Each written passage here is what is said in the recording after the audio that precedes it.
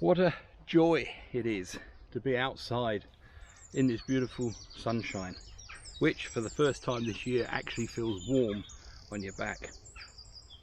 Around me on these bushes and shrubs, the buds are beginning to swell. In the borders and hedgerows, the crocuses, snowdrops and early daffodils bring a splash of colour after the grey winter. The blackbird is proclaiming his intentions for the coming season.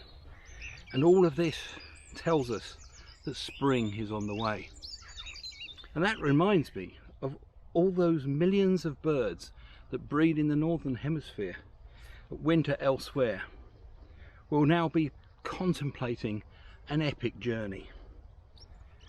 Some of them, of course, will already be on their way. And for those birds, there are a variety of strategies that they can use to get from A to B.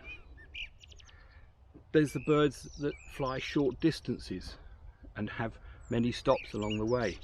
Others will fly larger distances, have fewer stops, and there are some, like the bar-tailed godwit that winters in New Zealand, that fly enormous distances, perhaps stop only once or maybe go direct to their breeding grounds. But all of these birds face many hazards along the way and a great number of threats, and sadly many of those threats are man-made.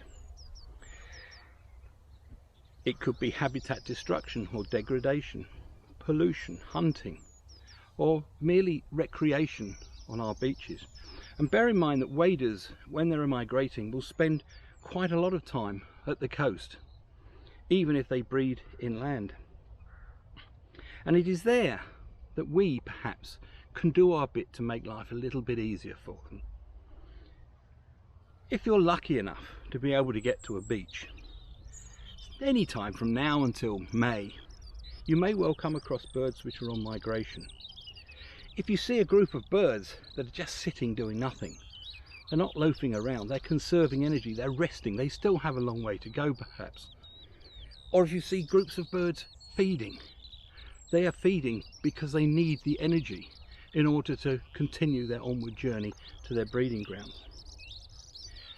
If we disturb those birds, not only are we preventing them from doing the necessary feeding or resting, we are actually causing them to spend their energy, which has to be recuperated and may delay their departure.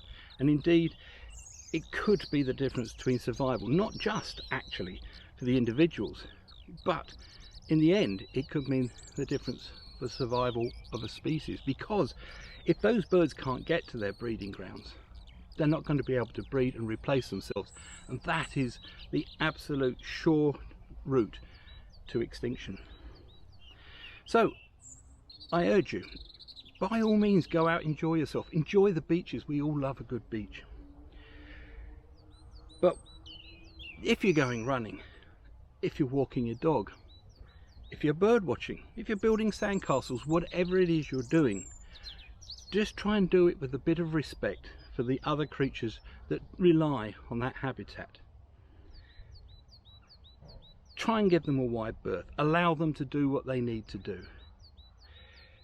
And in the end, if we can all show this respect for the environment, on which we depend, by the way, these birds will be allowed to travel on and get to their destination, where they will be able to produce the next generation of global travellers, which we all enjoy seeing so much. Thank you.